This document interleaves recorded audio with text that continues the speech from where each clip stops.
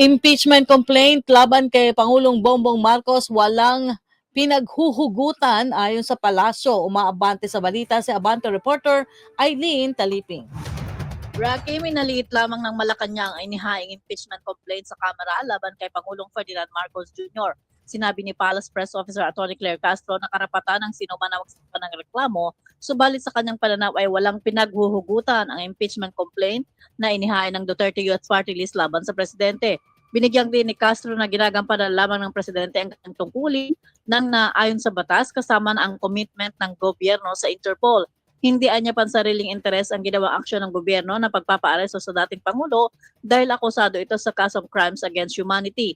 Ang kasong impeachment ay inihain sa Kamara ng mag-asawang Ronald at Marie Cardema dahil sa umanay culpable violation of the Constitution at betrayal of public trust.